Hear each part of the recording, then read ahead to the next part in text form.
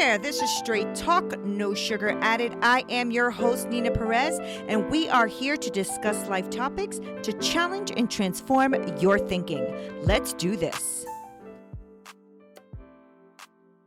Today, I am excited. I have this really amazing person here. Her name is Laura Staley, and she is the founder of Cherish Your World.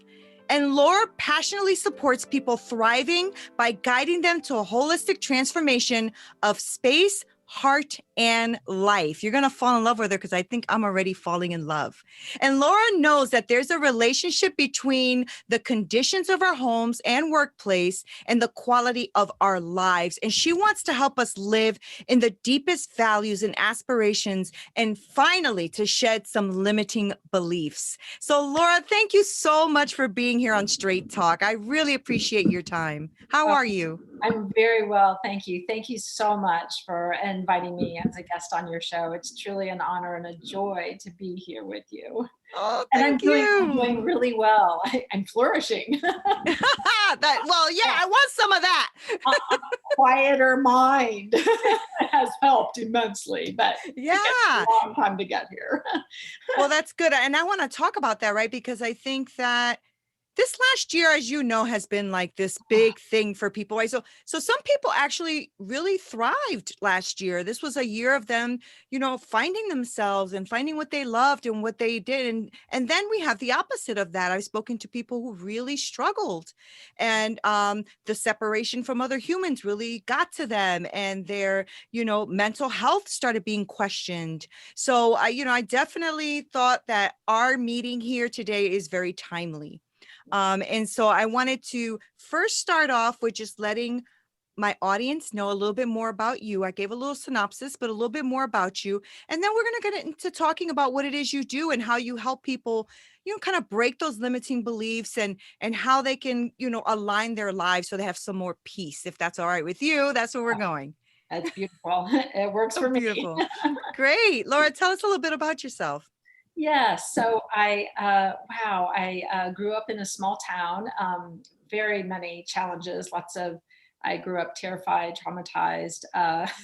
People will ask me, what had you come to Cherish Your World? And it's interesting because my parents' home that I grew up in was, kind of a classic of the pretense of, the beautiful public spaces, but the hidden in the closet, down in the basement, dank, dark basement, scary places, right? Mm-hmm. And it was kind of like, wow, this is just amazing. And all the strategies I used to cope and survive, but that wasn't the only container in which I faced challenges. School and the church environment. So nature and introspection became my safe havens, and books, which I've recently learned is a healthy way to dissociate. If you're familiar with that, it's when a person is dealing with trauma and they just kind of are in that freeze state and kind of disconnected.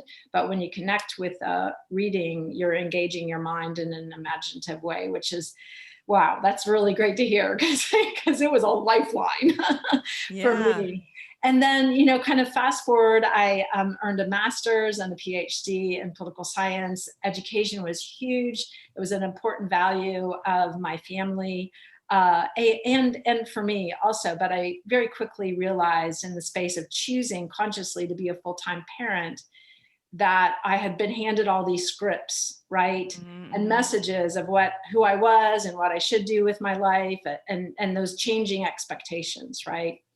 And I discovered after a flood of a finished basement when my kids were really little, the beauty and transformative wisdom of Feng Shui. And I also went about the business of breaking my own cycle and healing deep inside, especially when I became a mom. I had begun that deep dive work before becoming a parent, because it's like, wow, if I want to be a loving parent, I don't want to repeat those ancestral patterns, right, that were so hurtful and harmful and wounding and traumatizing and terrifying, right? And I really wanted to steep my kids in love and acceptance and honor them. And I was perfectly imperfect, of course, but I'm proud to say that I have loving relationships with my grown children today. So back to the flood. Right? Yeah. I'm like, how does this And flood I'm tie like, in here? wow, man, I know. So my kids are little. We have a flood of a finished basement. 5 inches, Ugh. 5 inches of water. It's, it turns out that it was a pipe that had been improperly installed, but then there's rain and snow melt. And it was literally on Oh Valentine's night. man. Like, wow.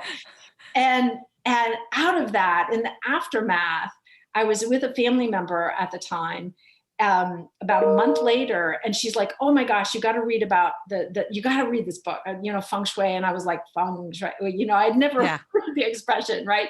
But she hands me this book, and she's like, "You're gonna love it." And I open it to this part where it says, "Live with belongings you love."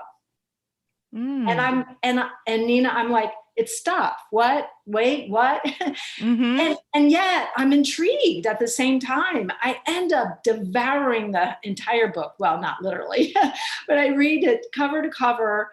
She's like, just take it with you. I'll get another copy, and I walk back in my house and I look around on the first floor now, and I'm seeing belongings that I loathe, and they're all Mm. hand-me-downs.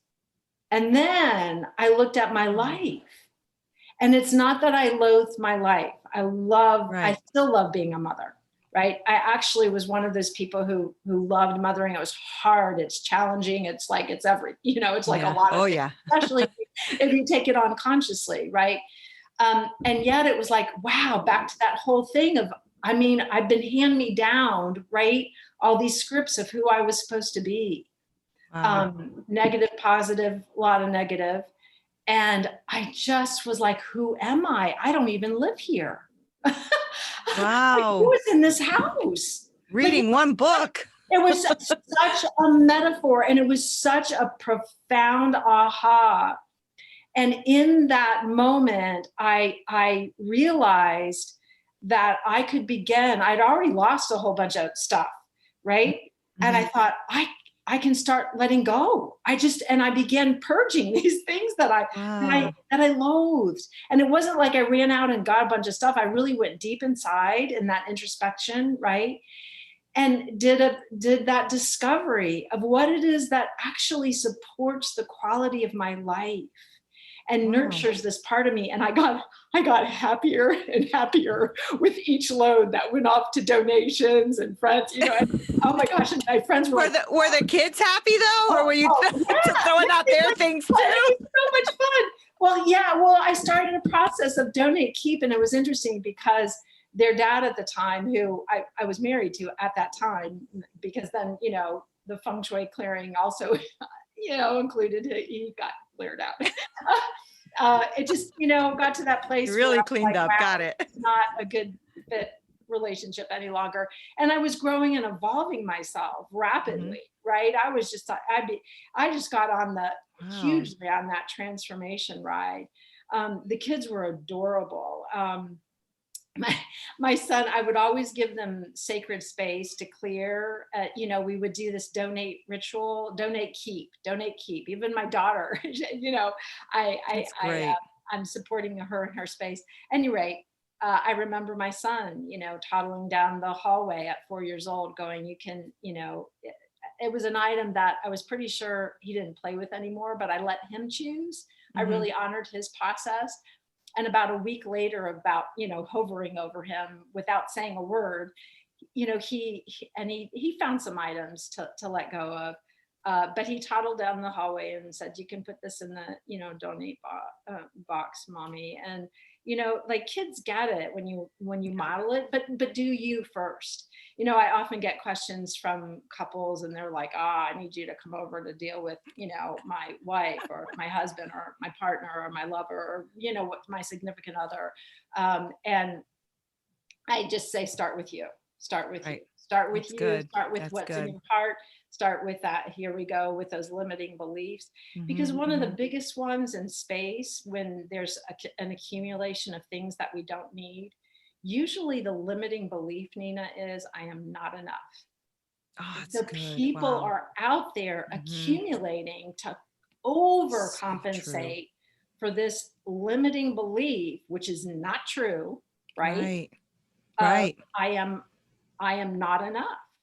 And of course, we live in a culture that kind of, just keeps sending It gives you a lot. You're not pretty enough, you're not thin enough, you don't have, enough, right? And it's like, at what point are we just whole?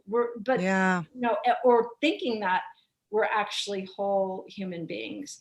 So that's really that's good. A rich, kind of backstory there, but I will do this for a lifetime. It is a passion of mine. It's amazing. And I know the transformational experience people have when they take it on in a very conscious way, of not just, going through, but really holding on to things and saying, man, this could be bittersweet.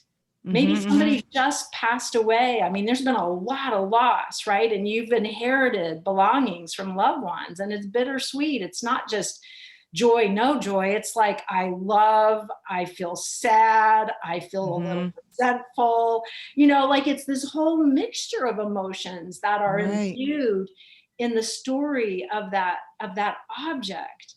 And to be aware enough to uncollapse all of that and look and see, is this actually serving and supporting my life in a deep and meaningful way? And have I honored the belonging just like I would honor a loved one, in life or in death?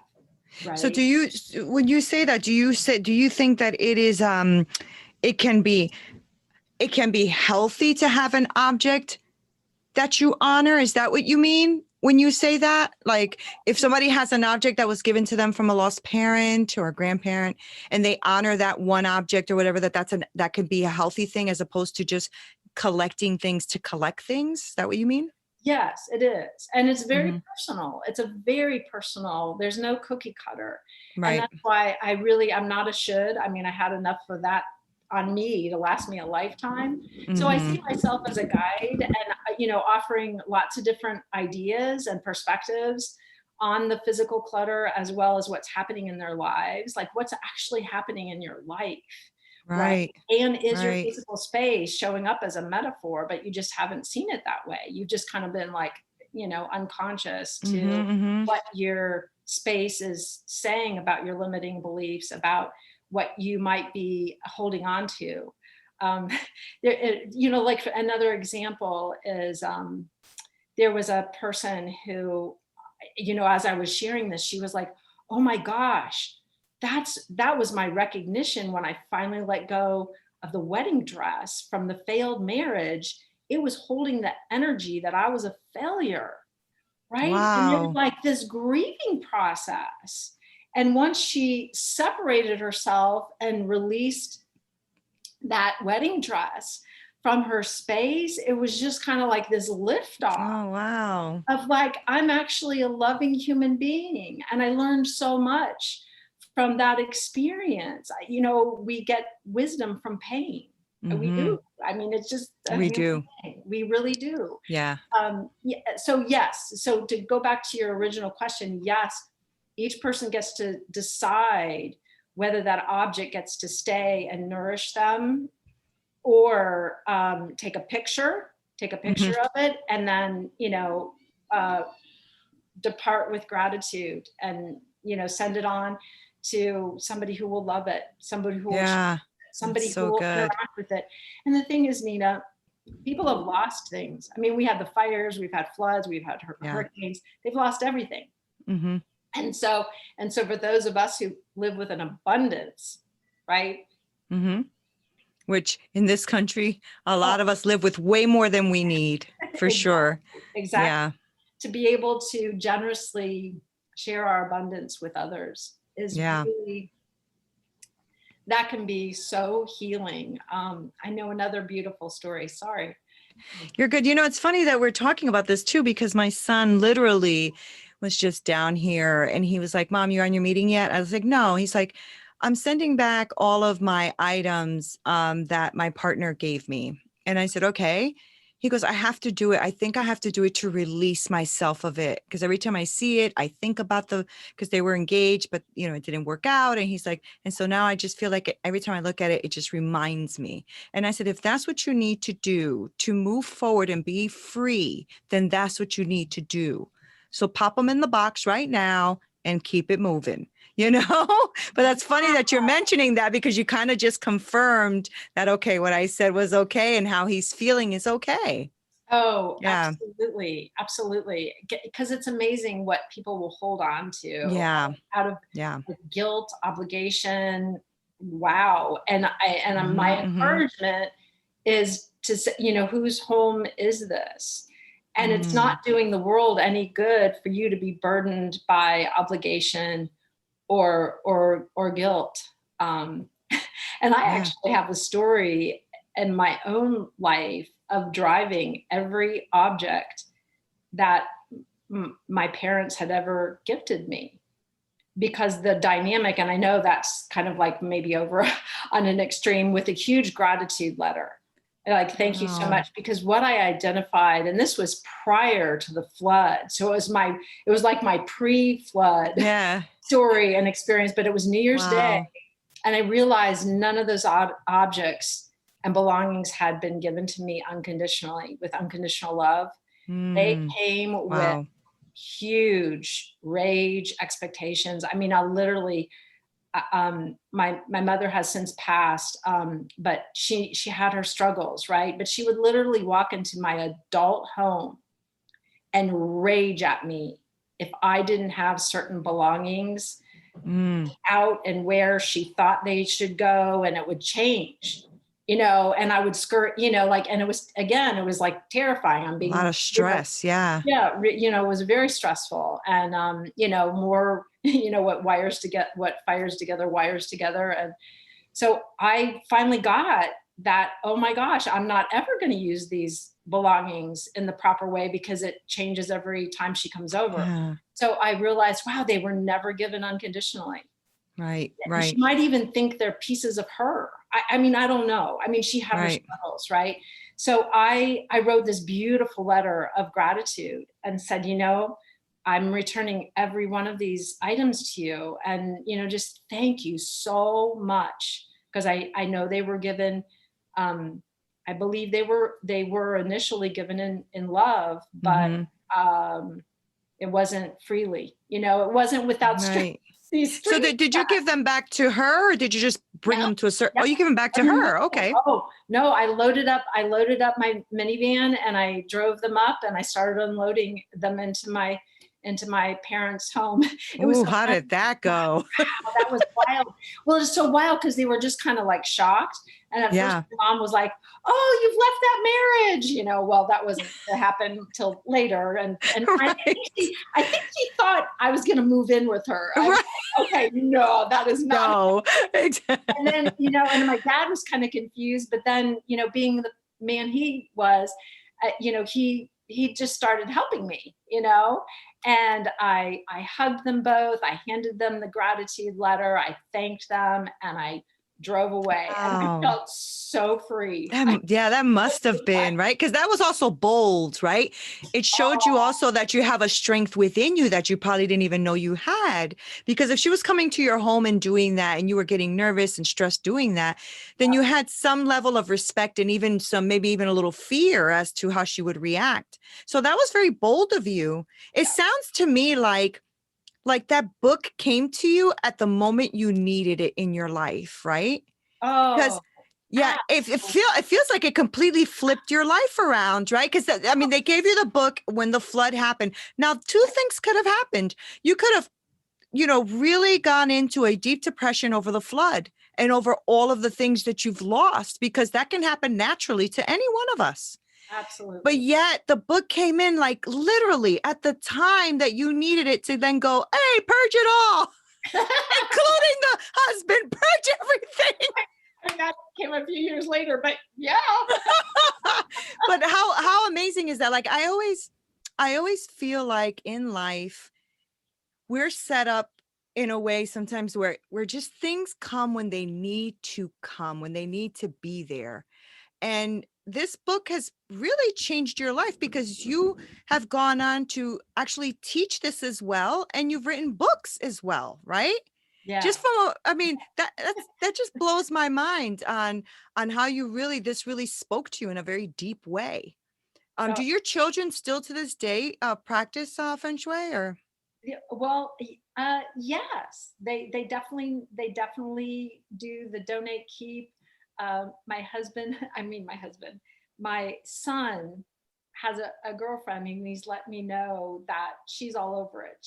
He's like, Mom, it's great. She's always moving my stuff, and you're gonna love her. That's great. He's really okay with it because he knows that. Well, here's the other thing. He knows that experiences matter, and connecting with human beings really matters. High quality and being of service to others and in contribution. Wow, that's great. And if you're not focused on shopping and accumulating and then dusting and caring for, or shoving all that stuff in a closet or a stuffed drawer that you never open, or the junk room, right, that you never use, or your energy gets freed up for so many other things, and usually experiences, and that makes me think I have so many stories, but there was another participant at a workshop, and I was focused on decluttering, and she came up to me and she said, you know what, it took me a year to go clear my deceased father's home, and that is a year of my life that I won't get back, all that time. So this past Christmas, this was just her choice. This is not like I'm now the rule or something, but it was her realization in her own heart that Christmas she gave tickets to the symphony, to the ice skating event, to what she started to identify what family members really loved to experience. There were no gifts under the tree that year because she got it, like, from the standpoint of all of these people in my life have plenty of belongings, but what I can give them is the gift of experiences. Oh, wow. Because that's powerful. Because I don't want anybody, when I pass, she didn't want her kids, it was like her wake up call to break that cycle and not have her kids burdened by a year of their lives dedicated to sorting through her belongings. Yeah.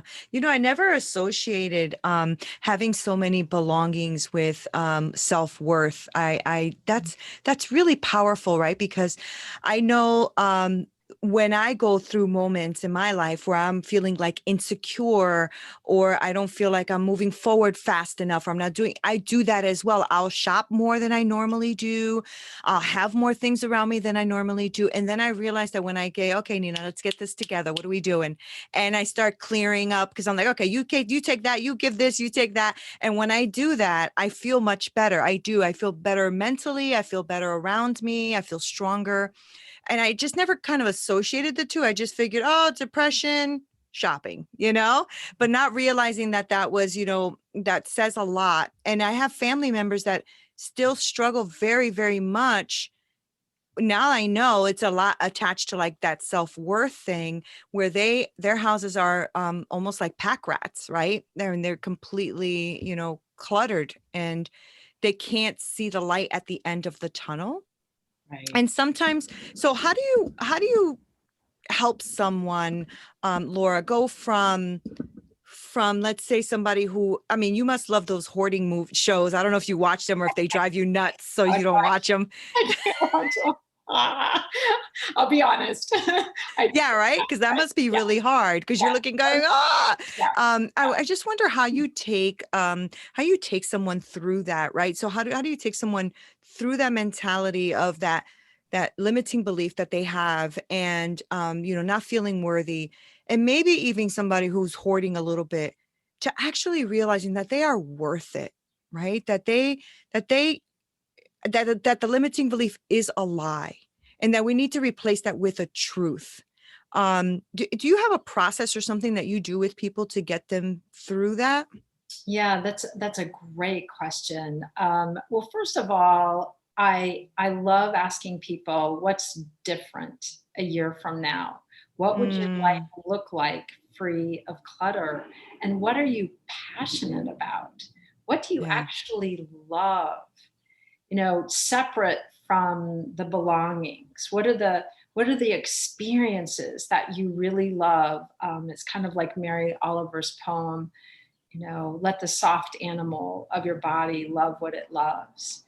And when people, I think, are given permission to, kind of connect with their heart space and listen to, and often I'm just simply giving people permission, because I'll Mm, ask these meaningful questions of people, and it'll be like, and then they'll give this answer, and they've come alive, right? And I'm like, right there, that feeling, who I'm looking at right now, that, go there, yeah.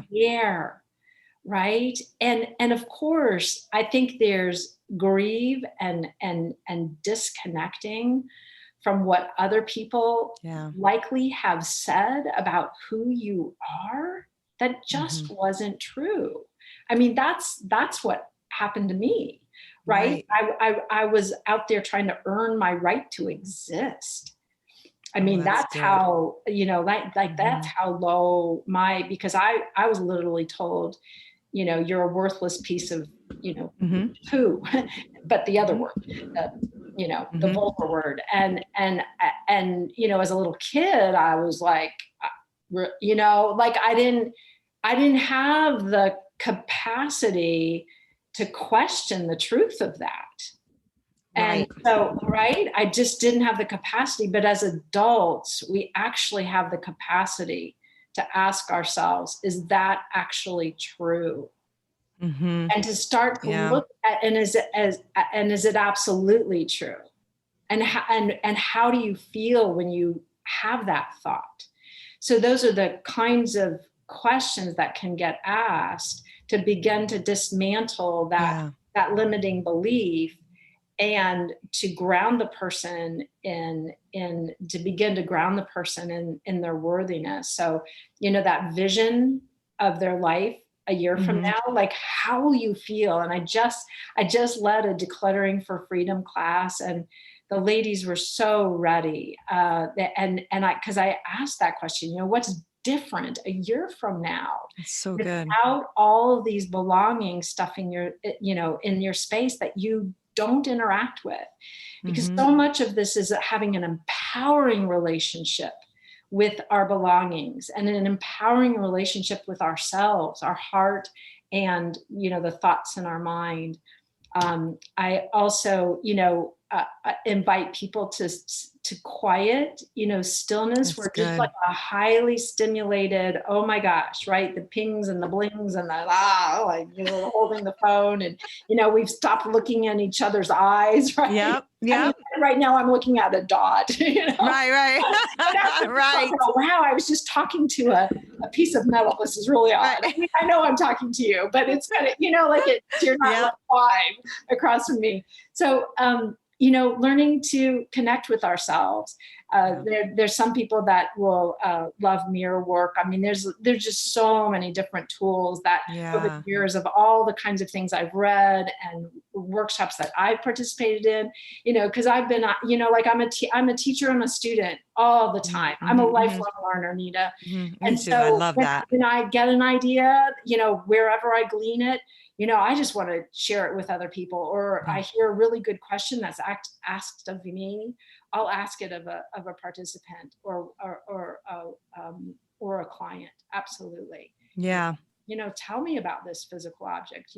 Tell me, because so much of clutter is fear based. And Hmm. when we know that there's something more important than our fear, we'll go for it. Oh, it's We'll so good. become bold and courageous, because there's something more important. And honestly, on my journey, my kids, I was just gonna say that. Yeah. gosh, Yeah. my kids You would became, do anything for oh my that. God, right? Yeah. And Yeah. then and then I realized, in the process of recognizing that I would do anything for my kids, just about. that I could be that for me. Mm-hmm. Oh, And that's I was good. learning some of those tools along the way. You know, I put myself, I got my pit crew. Yeah. I personally needed a pit crew. Not everybody does, but I recognized that Yeah. I had lived through, you know, just really heinous difficulties, and really wanted my life to work. I didn't want a life lived in fear anymore, Nina. And I didn't Yeah. want a life that suffocated me, and So good. straitjacketed me about what was possible for my life and for my heart and for my soul, and the ways that I could contribute to the quality of people's lives. And it's a gas when people around you start flourishing, Isn't and it? they're, oh my gosh, So fun. it's so much fun. It And is. you know, and they start to tell you the stories, and the junk room is cleared, and you know, and it's the story of the woman who, you know, whose husband died, and she cleared the office and created it as an art studio, and then sold her first painting. I mean, Oh, that's awesome. mom, I right? know, that's a Right? good feeling. Like, yes. So you know, having that vision, having that Yeah. you know, that write the permission slip. I mean, it Yeah. amazes me how often I literally feel like I'm just writing permission slips Yeah. when I'm That's hearing so people, awesome. you know, Yes. people light up about what they really, really are passionate about. And I Yeah. don't care what it is. It could be Yeah. gaming or bowling or ice skating. I mean, Right. or all three. Right. I don't know. You know, Right. and it's like, go for it. Or Yes. you want to be a baker instead of a spreadsheet maker. Well, then Right. you know, go open your bakery, right? Yeah, And yeah, and it's really that easy though. I mean, it really is. I think, you know, because of our limiting beliefs and because of our self-doubt, we make things harder than they actually really are. And you know, I was coaching a young lady as well. I said, I know what you need. She's like, what? I said, you need permission. I'm giving you permission. That's exactly what I said to her. It was just yesterday. I had their coaching session, and she's like, thank you. Like she oh, said, you just freed me from so much burden. And I'm like, all I said to her is, you have permission. You know, it's like, and I think it's because we're afraid. We're afraid to say that to ourselves, because does that mean that I just made myself lazy, or I'm not going to do it, or I'm not going to produce? Yeah, you know? oh, And I think it's, you know, also our upbringing, right? A lot of us my parents were, you know, kind of hard and stuff like that. So you always have to kind of ask permission, right? right, So, you know, and right, so as you grow up, you realize you're asking permission now from your teachers, you're asking permission from your spouse, you're asking permission from your boss, you know? So, right. so sometimes when you're coaching people, you're literally just saying to them, I got your back and I'm giving you permission. And I promise you that you're not going to get in trouble, you know? Right. And because she was handling, like literally juggling like 50 things, and she was getting so overwhelmed she couldn't think anymore. I said, okay, you see this and this part, we're going to give you permission to put that to the side for 6 weeks. And she's like, oh, okay. Like, you know? And Yeah. it's all it is about clarity is what you're talking about, Laura. It's literally about clarity. And I love that we're having this conversation, and I've already in my head, I've already started thinking about what closets I'm going to clean out after this. Right. Because I'm like, wait, why do I have so much stuff in there? And I don't even use half of that stuff. Why do I have it?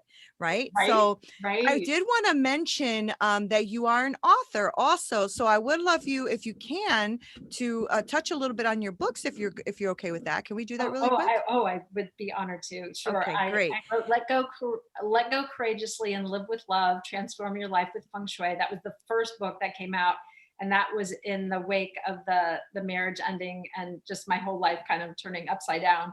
That is stories with gentle suggestions, and people have really enjoyed that book. Okay. The next one is the Cherish Your World book of 100 tips to enhance your home and your life. And it's rich with ideas. It's just, Okay. I mean, and what the feedback I've gotten from people is that what they really love is just kind of opening it and getting that one hit, and then maybe implementing that idea for that day or that week.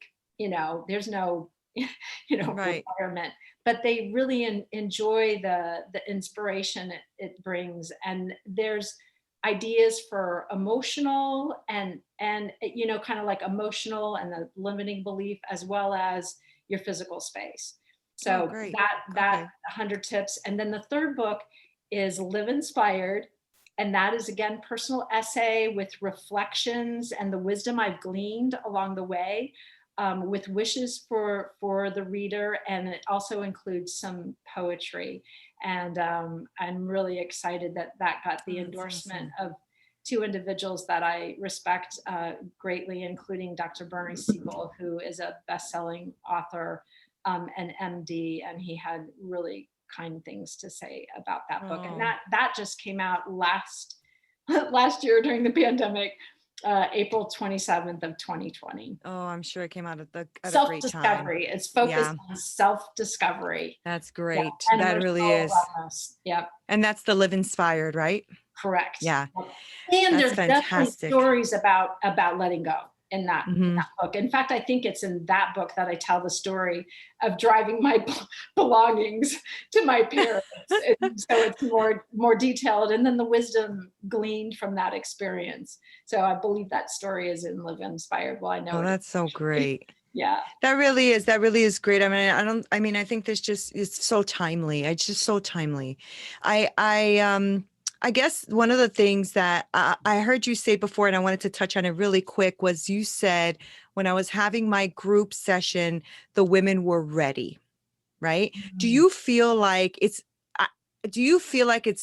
really important to be ready to be coached in this way?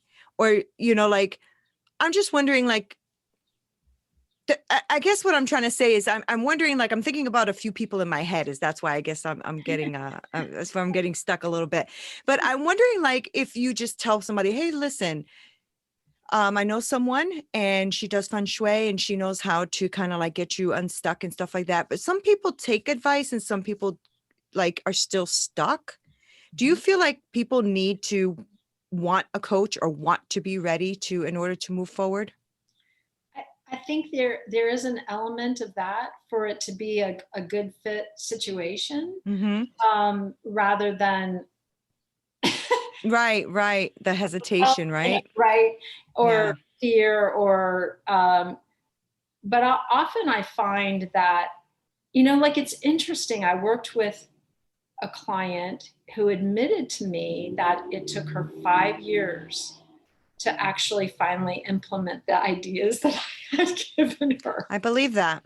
And here's what I backed away. I didn't ever come back and check in. I wasn't going to be, the yeah, of course. I'm not at all. I just offered this whole list of ideas, and she was very inspired in the moment. But it took her 5 years. And here's the thing: when the student is ready, she came across all the notes she had taken. It had to percolate for those 5 years. And she had these life experiences. Here we go, right? That just opened her to wow, including this connection that she made because she was driving to her mother's space and working to help her mother clear. And was like, whoa, my mom's space is But then, she drove back in her own house. So she might have had some, didn't put voice to it and was supportive and loving towards her mother, but it was kind of like, whoa. And inside kind of maybe judging it a little bit, right? And then driving back in her own space and going, uh-oh. Right. I've got the same, I've got the same, in this recognition that, wow, I don't want to put, but like that other person who was like, wow, I don't want to put my kids through this, as as I'm getting older and, who knows when I'm going to go, do I want to leave this? And then she had deeper realizations about why she was holding on to things. And it was so great. Yeah. It's really, it's a personal process, and it can be. So I do believe people percolate. Yeah. And I had a participant who percolated. She was so honest from the get-go. She goes, I love to learn. And my life is so full right now that I don't believe I have time to take on the decluttering in my space. And I said, great. glean all the wisdom, take whatever resonates and Mhm. percolate away, like Right, right. a good cup of coffee, right? And Yeah. sure enough, by then the third session just organically and likely inspired. I mean, I haven't asked her, but likely inspired by the joy of Mhm. the other women and everything that was going on and shifting in their space and in the quality of their lives, that she after at the third session, she was like, you know what? I just kind of naturally, walked into the space and noticed it was and I just started clearing it up, and it didn't That's take me as long great. as I thought it would. Yeah, I think that's what it is, right? It's the fear. It's Yeah, fear of the commitment, fear of the right, change, all of that. I mean, and right. we foolishly make things bigger than they are, honestly. I mean, Oh we yeah, really, yeah. really do. Oh You my know, God. because we always find time to do what we really want to do, you know? Oh, so true. And my favorite story along those lines is the wife whose husband, just like refused to clear the garage, right? But this hailstorm was coming. Like they're literally, the meteorologist, like this is bad. And his daughter's brand new car was parked out in the driveway. And he was like, that needs to come into the garage. Right. Do you know how fast he cleared that Clean. garage and got his Exactly. daughter's car in the garage? I mean, I love, because part of what he would say is, oh, that's going to take, that's going to take too long. I don't have time. I don't have to, again, Right. not enough time, not enough, not enough. And wow, Yep. and yet Yep. something was more valuable and more important.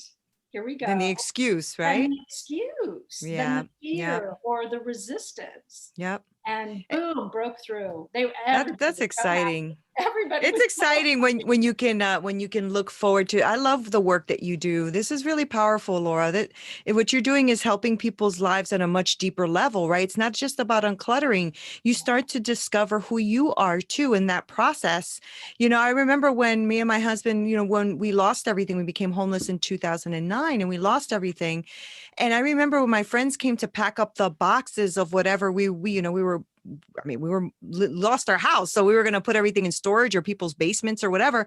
And I just remember my friend going, do you want to pack this? Nope. Take it. Nope. Take that. Nope. Keep it. Nope. Throw it. And she's like, don't do that. You're going to want stuff when you move into your new apartment. I said, that's not happening anytime soon. I don't need a platter right now. I'm good, because I was exhausted. I was done. I was tired. I was hurt. But I realized also after that, like once you heal and you bounce back and you do everything, I don't even need this crap. You know what I'm saying? Like, I don't even need this. What am I doing with all this stuff? Yeah. And it's a matter of time you can start to like start over again. So you really got to be careful with that also, right? To letting go and then realizing that you're cluttering yourself all over again. Like I'm a big book person. I love books. So I always have to be careful because I want to buy books everywhere I go. And it's like, I don't even read half the books, Laura. What am I doing? But I love books. I know. Put them under your pillow and you'll absorb the content. Well, Exactly. I shared that, the thing about books is, sometimes we've already integrated the content for the ones that we've read. And Right. so if we've integrated the content, then set them free. Right. And Right. then the ones that you haven't read, again, the permission slip, it's okay, like you don't have to be ashamed. Right. Because, like different flavors of clutter, come with different energies. And I've actually created the different types of clutter and kind of their emotional associations. That's a whole other fun topic. Yeah. And it was part of the class that I taught. But man, those hit people too. But yeah, I mean, and to kind of laugh, like be lighthearted with ourselves. I mean, here I was, my kids were in middle school, and I talk about the wandering nomads. That'll be an example of a form of clutter. Now, this is one that it's something that you actually use, but it's in the wrong place. So the ridiculous example is a lawnmower in the kitchen, right? Right. But you know what? I see exercise equipment in bedrooms. So it's like walking in, and is it time to sleep or is it time to work out? Right. Right. And Right. the confusion that the Oh man, that's good. brain That's goes to good. confusion, right? And can you relocate the exercise equipment so the bedroom is about serenity and sensuality? Because Right. that's the intention of a bedroom. Right. Right. And so, anyway, the story on myself is here. My kids are middle school, and I happened to open up a kitchen cabinet that I usually, like the one above the fridge, I think it was. Anyway, there was a box of Huggies wipes, and I'm like, oh my gosh, and here I was, the practitioner, and I'm like, oh my God. But I tell on myself because I'm on a journey too. Right. Right. And I'm learning and growing and evolving and changing. Right. Every single day. I'm not the woman I was yesterday. You're not the woman you were. Thank goodness. Right. Thank goodness. That's called growth. I know. Yes. Right? You're not the person who just came off of, losing your house. Right. I mean, you've grown and changed and evolved, beyond that in beautiful and meaningful ways, and have that story as part of what shaped you. Right. And the compassion you can have for somebody who's lost their house. Exactly. Right. And no more judgment. You're not walking around going. Yeah, exactly. Like, whoa, exactly. that happened to me. It humbles you. It humbles you. Yeah, for sure.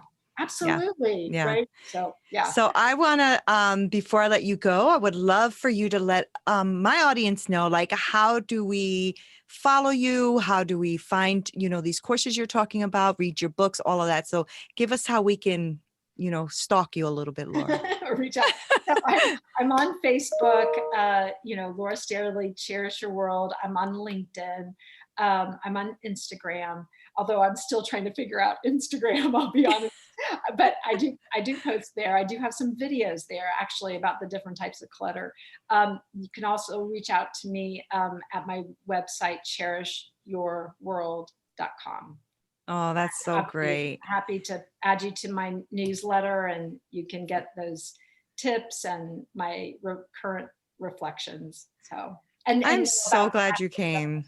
Yeah. This is a great conversation. I'm really, really glad. I already have like all these things going on in my head and ideas, and I'm going to run upstairs and let my son know that what I said was right, because mom's always right. Yes. And I want to thank all of you so much for listening and watching. Don't forget to subscribe to our channel. Make sure you leave a review and a comment. Let me know what you think. Don't forget to email me if you need me. hello@straighttalknosugaradded.com. This is Neena Perez. Until next time. Make sure that you visit our website at Straight Talk No Sugar Added, where you can subscribe to our show on iTunes and Stitcher or anywhere you listen to your podcast, or on YouTube, so you'll never miss a show. And while you're at it, if you found value in this show, we'd appreciate a rating on iTunes, or if you simply tell a friend about our show, that would be awesome too. If you like this show, you might want to check out our book as well. It's Hit Me With Your Best Shot, How I Overcame a Hard-Hitting Life. I am Neena Perez, and I am here for you. If you are looking for private coaching, make sure that you email me at hello@straighttalknosugaradded.com. Until next time.